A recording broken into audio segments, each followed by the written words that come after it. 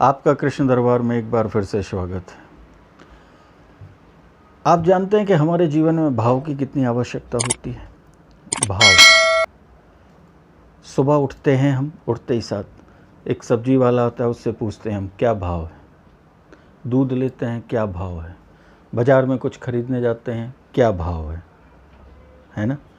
और यदि हम किसी के घर जाते हैं, बहुत बड़ा मकान है, महल है, बंगला है, बहुत अच्छा है, लेकिन वो यदि प्रेम से पानी की ना पूछे तो आप क्या कहते हैं कि भाव अच्छे नहीं है, पैसा ज़रूर है।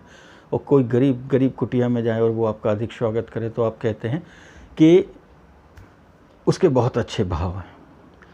तो हमें दैनिक जीवन में जीने के लिए और इस सांसारिक जीवन में जीने के लिए भाव की बहुत आवश्यकता होती है। तो जैसे जीने के लिए भाव की आवश्यकता होती है, उसी प्रकार मरने के लिए भी भाव की आवश्यकता होती है। भगवान श्री कृष्ण गीता में कह रहे हैं कि हे अर्जुन, मुझे मनुष्य के पूरे जीवन के कार्यों से कोई लेना देना नहीं। अंतिम समय के भाव उसकी अगली गति तय करते हैं कि अंतिम समय उसके भाव क्या रहे। भाव यदि हमारे बहुत अच्छे हैं तो हम दैनिक जीवन और सांसारिक जीवन बहुत अच्छे से व्यतीत कर सकते हैं। उसके बाद हम मरने के बाद भी अपनी गति को सुधार सकते हैं। लेकिन यदि हमारे भाव यहीं अच्छे नहीं हैं तो आगे क्या होगा। ईश्वर को पाने के लिए लोग बहुत तप करते हैं, तपस्या करते हैं, व्रत रखते हैं, नियम रखते हैं। उसके बाद भी आज कई उदाहरण हैं कि लोग कहते हैं कि वे हजारों साल से, जैसे 1958 में इलाहाबाद में एक घटना घटित हुई थी। संगम प्रयाग के पास पहले एक बहुत बड़ी पहाड़ी हुआ करती थी। लोग बाग एक पर्व के समय वहाँ स्नान करने पहुँचते हैं तो दीपदान कर रही थी महिलाएं। शाम का समय था उस समय। तो जब दीपदान करते करते अचानक बड़ा आवाज़ आती है, लोग बागों का ध्यान उस समय आता है कि ये कहाँ से आई आवाज़। और लोग बाग वहाँ पहुँचते हैं तो वह देखते हैं कि जो पहाड़ी है वो बीच में से टूट के गिर गई और उसमें से एक दुबला पतला एक संत आके नीचे गिरता है। और जब वह संत वो आता है, लोग बाग वहाँ जाते हैं, गंगा जल उसके मुंह पर छिड़कते हैं। उसकी आंख खुलती है और वह देखता है कि उस समय तो लोग बाग धोती कुर्ता और वो गांधी टोपी पहना करते थे। तो वह संत देखता है कि कलयुग आ गया क्या, कलयुग आ गया क्या। तो उस समय के जो लोग थे उन्होंने कहा कि महाराज कलयुग आ चुका है और कलयुग को 5000 साल व्यतीत हो चुके हैं और 8 साल पहले अभी हमारे यहाँ देश आज़ाद हुआ है। और वह इतनी बात सुनता है और उसी समय अपने प्राण छोड़ देता है। इसका मतलब तप, वो 5000 सालों से तपस्या कर रहा था, अभी तक उसकी मुक्ति नहीं हुई। हम ये नहीं कह रहे कि तप करने से ईश्वर नहीं मिलता, लेकिन इससे सिद्ध क्या होता है कि वो कब से ध्यान और तपस्या में बैठा हुआ है। 5000 साल के बाद भी उसने अपने प्राणों को तो जीत लिया, मृत्यु को जीत लिया, लेकिन वह ईश्वर तक नहीं पहुंच पाया। कहीं ना कहीं हमारे जीवन में जिस प्रकार भाव की आवश्यकता होती है, उसी प्रकार ईश्वर को पाने के लिए प्रेम की आवश्यकता होती है, प्यार की आवश्यकता होती है। हम ईश्वर को मात्र दैनिक रूटीन में पूछते हैं कि उठे, नहाए धोए, अगरबत्ती लगाई, पाठ पूजा किया और बस हो गई पूजा, और अपने कार्य में लग जाते हैं। तो क्या वह वास्तविक पूजा होती है? उसमें हमारे भाव कहाँ रहते हैं? हमने पिछले एक एपिसोड में इस बारे में थोड़ी सी आपसे चर्चा की थी। भाव और प्रेम दोनों के बिना हमारा ये जीवन न रखे तो मरने के बाद तो स्वर्ग या ईश्वर की प्राप्ति हमें कहाँ से हो जाएगी। प्रेम बड़ा सुनते ही साथ मुंह में मिठास, मन में मिठास, दिल में मिठास आ जाती है। प्रेम, प्यार, यह है क्या? इसके बारे में कभी हम जानने की कोशिश करते हैं?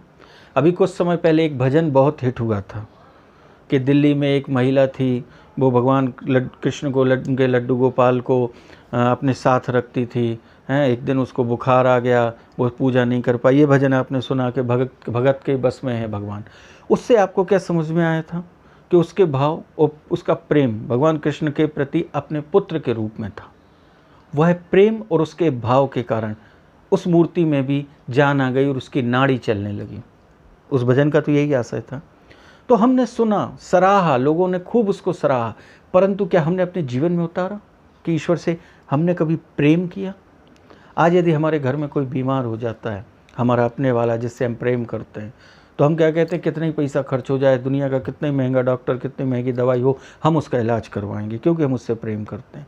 और जब वह बीमार होता है तो हमारी आंखों में आंसू होते हैं, क्योंकि हम उससे प्रेम करते हैं। कभी यह भाव, यह प्रेम ईश्वर के प्रति आया? कभी आपने इसके बारे में जानने की कोशिश की कि हाँ यार, मैं ईश्वर के प्रति ये भाव कब रखता हूँ? जबकि ईश्वर से हम अपेक्षा बहुत करते हैं, लेकिन ईश्वर के प्रति भाव कभी नहीं रखते। हम देखते हैं लोग वहाँ दर्शन करने जाते हैं, पैसे खर्च करके समय निकालते हैं और तीर्थ जाते हैं। हम कई बार पूछते हैं, क्यों भाई आपने बिहार जी के दर्शन किए थे? उन्होंने कहा हमने प्रभु के दर्शन। हमने कौन सी ड्रेस पहनी थी वो ध्यान नहीं है। तो आप उतनी दूर गए क्यों थे? आपने देखा होगा मंदिरों में भगवान के पास आदमी दर्शन करने जाता है और जाके आंख बंद करके खड़ा हो जाता है। हम दर्शन करने आए हैं, दर्शन आंखों से होते हैं, बंद आंखों से नहीं होते।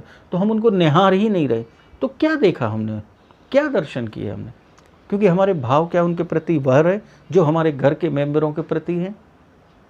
इन भाव और प्रेम के बिना ईश्वर मिलना बहुत कठिन है। आपके लिए एक छोटा सा उदाहरण देते हैं। कुछ समय पहले की बात है, एक संत थे जिन्हें ईश्वर का साक्षात्कार हुआ। ईश्वर के साक्षात्कार होने के कारण वह वर्ल्ड फेमस हो गए। भारत अकेले नहीं, विदेशों में भी ये हो गया कि उनको भगवान का साक्षात्कार हुआ है। भगवान उनके साथ बैठते हैं, उनके दर्शन नित्य वह संत करते थे। तो एक समय वह दीक्षा दे रहे थे, दीक्षा समारोह चल रहा था, तो बहुत भीड़ लगी हुई थी। उस दीक्षा समारोह में वह संत बैठे हुए क्रमशः लोग बाग आ रहे, उनको अपना गुरु बना रहे, वह दीक्षा देते जा रहे थे। उसमें एक जिज्ञासु, एक विद्वान बैठा हुआ था। वह उठ के आता है और जैसे गुरुजी के पास पहुंचता है तो पहले गुरुजी को प्रणाम करता है और प्रणाम करके कहता है, गुरुजी हमने सुना है आपने ईश्वर को देखा है, क्या आप हमें ईश्वर को दिखा सकते हैं? तो दीक्षांत समारोह उनने उसी समय कहा, रुक जाओ। फिर उनने कहा, फिर से अपने प्रश्न को करो। तो वह व्यक्ति बोला कि हमने सुना है कि आपने ईश्वर के साक्षात्कार किए, ईश्वर के दर्शन किए, क्या आपने ईश्वर को देखा है? आप हमें ईश्वर दिखा दीजिए। तो वह संत कहते हैं, अच्छा एक बात, मेरे प्रश्न का जवाब दोगे, एक बात बताओगे? तो उसने कहा, पूछिए। तो गुरुजी कहते हैं, तुमने कभी किसी से प्यार किया? तो वो तुरंत कहता है, ये गंदा काम हमारे खानदान में नहीं होता। उन्होंने कहा, फिर जाओ, फिर सोचो, तुम किसी के लिए तड़पे हो? किसी को देखे बिना तुम्हें भूख न लगी हो, प्यास न लगी हो? ऐसा कभी हुआ? दिन रात एक बराबर हो गए हों, जब तक उसके दर्शन ना हो जाए, उसको देखा ना हो जिससे तुमने प्रेम किया, उसकी एक झलक ना दिखे, तुम बेचैन हो जाते हो, ऐसी कभी कोई कंडीशन हुई? तो उसने कहा, गुरुजी ऐसी कभी नहीं हुई। तो उन्होंने हाथ जोड़े, गुरुजी कहते, मैं तुम्हें भगवान के दर्शन नहीं करा सकता। तो वह बोला, आप कराना नहीं चाहते, ये कोई तर्क हुआ, ये कोई बात हुई है? प्यार से भगवान का क्या लेना देना है? आप कराना नहीं चाहते। तो गुरुजी ने एक जोर का थप्पड़ उसको खींच के दिया, वो गाल पकड़ के बैठ गया। गुरुजी कहते हैं, ये बताओ, मैंने तुझे तो एक थप्पड़ मारा, ये बता तुझे दर्द हुआ? कहले, हाँ गुरुजी दर्द हुआ। क्या मुझे तू दर्द दिखा सकता है? कहले, गुरुजी दर्द दिखाया नहीं जाता, दर्द तो अनुभव किया जाता है। तो इसी प्रकार गुरुजी कहते हैं, भगवान दिखाया नहीं जाता, अनुभव किया जाता है। और भगवान के अनुभव और साक्षात्कार का सबसे सरल रास्ता होता है प्रेम, ईश्वर से प्रेम। प्रेम नहीं करेंगे आप तो ईश्वर की प्राप्ति नहीं हो सकती। ये बहुत छोटा सा कारण है प्रेम। प्रेम विवश अर्जुन रथ हाँ क्यों, भूल गए ठकुराई, सबसे ऊंची प्रेम सगाई। ये भजन आपने बहुत सुना है। वास्तव में जगत का मालिक अर्जुन के प्रेम विवश होकर ड्राइवरी कर रहा है, रथ चला रहा है। यह प्रेम नहीं है तो क्या है? उस परम पिता को भी झुका दिया प्रेम ने, तो क्या हमें प्रेम से नहीं मिलेगा? हम ईश्वर से क्या प्रेम करते हैं? बताइए। हम केवल मांगते हैं, केवल मांगते हैं, उनसे प्रेम कभी नहीं करते। यदि प्रेम करते हैं तो करना है तो माँ कर्माबाई की तरह करिए। जो आज आप देखते हो माँ कर्माबाई की जयंती मनाई जाती है। कर्माबाई जी जब वृंदावन पहुंची थी और वृंदावन पहुंचकर वहाँ एक कुटिया में उन्होंने रहना चालू किया और भगवान कृष्ण को अपना पुत्र मान लिया था। उनका नाम कर्माबाई नहीं था, ये आपको बता दें। उनने अब भगवान कृष्ण को अपना पुत्र मान लिया और पुत्र मान के प्रतिदिन उनका नियम था, वह उठती थी, उठ के खिचड़ी बनाती थी और खिचड़ी बना के देहली पे रख देती थी और देहली पे रख कर कहती थी, हे कन्हैया आ जाओ, खिचड़ी बन गई है, खा लो, मैं तुम्हारे लिए बैठी नहीं रहूँगी, बहुत काम है, घर के बहुत काम करना, और अपना काम करती रहती थी। धीरे धीरे एक समय ऐसा आया कि एक 10 साल का बालक प्रतिदिन आता था और दहली पर बैठ के खिचड़ी खाता था और चला जाता था। ये घटना घटित होते होते ब्रज में वह फेमस हो गई और उनको माँ का दर्जा दिया जाने लगा कि यार इनके यहाँ तो एक लड़का आता है सांवला सलोना सा और वो आकर बैठ कर खिचड़ी खाता है और चला जाता है। यह घटना होते होते एक दिन की बात है कि भगवान बांके बिहारी जो मंदिर आप लोग कभी गए हो, बिहार जी के पट खुलने थे और पट खुलने के लिए कुछ क्षण बाकी थे। तो भगवान कृष्ण वहाँ जाके बिहार जी आके बैठते हैं। उस समय खिचड़ी बनने में देरी हो रही थी। तो भगवान कृष्ण कहते हैं जल्दी कर जल्दी कर जल्दी कर माँ, जल्दी कर माँ, जल्दी कर जाना है, जल्दी कर माँ, जल्दी कर माँ। तो जल्दी कर माँ, इन दोनों को जब जोड़ा गया तो वह हो गई माँ कर्मा, माँ कर्मा बाई, ऐसा उनका नाम पड़ा कर्मा। और आज वो कर्मा बाई जयंती मनाई जाती है। एक समय एक विद्वान वहाँ साधु पहुँचते हैं उनके पास और पहुँच के उनने देखा कि लोग बागों ने बताया कि यहाँ एक कर्माबाई जी रहती हैं, उनके यहाँ बिहार जी स्वयं भोग लेने जाते हैं। तो वह पहुँचे, बहुत सिद्ध थे। उनने कहा और प्रणाम किया कि हे माँ, आप तो जगत की माँ हो गई हैं कि जब बिहार जी ने आपको माँ का दर्जा दिया है। हमने सुना आपके यहाँ बिहार जी आते हैं। उन्होंने कहा देखिए आपके लिए भगवान होगा, लेकिन मेरे लिए तो पुत्र आता है मेरे पास भोजन खिचड़ी खाने के लिए। तो उनने कहा एक काम करो, आप कैसे खिचड़ी बनाती हैं? तो उन्होंने बताया कि हम उठते हैं तुरंत खिचड़ी बना देते हैं। उन्होंने कहा बिना स्नान किए, बिना स्नान ध्यान किए आप खिचड़ी बना देते हैं? कहले हमें तो कोई गुरु मिला नहीं, तो हम तो ऐसे ही खिचड़ी बनाते हैं। तो उन्होंने कहा अरे ये क्या कर रहे हो? आपको मालूम है स्वयं पार ब्रह्म परमेश्वर तुम्हारे यहाँ खाने आ रहा हो, तुम बिना नहाए धो सीधी उठी और खिचड़ी बना देती हो। अरे उसके लिए तैयार हो तो उस खिचड़ी नहा धो के स्वच्छ पवित्र होना चाहिए। कहना गुरुजी अब आज आपने कहा हम करेंगे, हमें तो आज तक कोई गुरु नहीं मिला, हम तो अपनी सहज प्रक्रिया में उनको खिलाते थे। तो ऐसे ही हुआ। दूसरे दिन वह उठी, सुबह उठी, पहले नहाया धोया, तैयार हुई, श्रृंगार किया, उसके बाद उनने खिचड़ी बनाई, वो खिचड़ी रखी और पूरा दिन व्यतीत हो गया। वह खिचड़ी ज्यों के त्यों रखी रही, कोई बालक वहाँ खिचड़ी खाने नहीं आया। तो उनको क्रोध आ गया।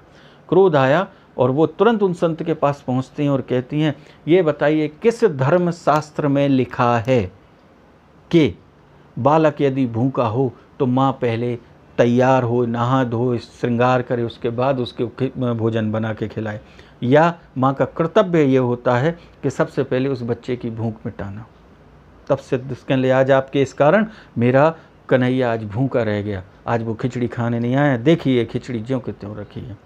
तब उन सिद्ध संत ने हाथ जोड़े कि ले हे माँ, ईश्वर तो प्रेम और भाव का भूखा है, वह आपके प्रेम और भाव के कारण आपके पास आता है। मेरी पूजा पाठ व्रत नियम कुछ नहीं चलता, आप जैसे खिलाती हैं वैसे खिलाइए। और दूसरे दिन माँ कर्माबाई ने वैसे ही किया और उठी और सीधा खिचड़ी बनाई और उस दिन जाके भगवान ने खिचड़ी खाई। और जब समय आया माँ कर्माबाई का, उन्होंने जब इस शरीर को छोड़ा, छोड़ने के बाद कुछ दिन तक वह बालक प्रतिदिन आकर दहली पर बैठता था और रोता था, अब मुझे खिचड़ी कौन खिलाएगा, मुझे खिचड़ी कौन खिलाएगा। ये घटना क्या सिद्ध करती है कि भगवान आपकी धन दौलत के भूखे हैं क्या? आप सब जानते हैं, वह मात्र आपसे प्रेम या भाव चाहते हैं। किस रूप में आप उनको भज रहे हैं, किस रूप में आप उनसे प्रेम कर रहे हैं। तो भाइयों, हमारा आप सबसे कहना है कि ईश्वर को थोड़ा सा समय दीजिए, 1 मिनट दीजिए, लेकिन भाव और प्रेम से दीजिए। जरूरी नहीं 1 घंटा देना, पूरा दिन देना। ईश्वर से एक रिश्ता बना लीजिए, क्योंकि बिना रिश्ता बनाए ईश्वर की प्राप्ति नहीं होती। हमारे पूरे धर्म शास्त्रों में भरे पड़े हैं, जिसने भगवान से रिश्ता बनाया है। प्रहलाद ने रिश्ता बनाया, भगवान आए। सुदामा ने मित्रता का रिश्ता बनाया, भगवान आए। प्रेम और भाव के रिश्ते से मिले। तो आज का एपिसोड हमारे प्रेम और भाव पे ही था। हमने पिछले सप्ताह आपसे एक प्रश्न किया था कि गुजरात क्षेत्र इतना धनाढ़ क्षेत्र क्यों है। तो उसका एक बहुत बड़ा कारण है कि भगवान जब कृष्ण अवतार में धरती पर आ रहे थे तो ब्रह्मा जी ने बताया समस्त देवताओं को, समस्त देवियों को कि भगवान यहाँ 25 वर्ष मथुरा वृंदावन में रहेंगे और 100 वर्ष, क्योंकि 125 वर्ष भगवान धरती पर रहे, तो 100 वर्ष वह द्वारिका में रहेंगे और द्वारिका बसाई जाएगी समुद्र क्षेत्र के किनारे पे। तब यह बात जब माता लक्ष्मी ने सुनी तो उन्होंने कहा मेरे प्रभु वहाँ जा रहे हैं तो मुझे देखना पड़ेगी वह जगह कैसी है।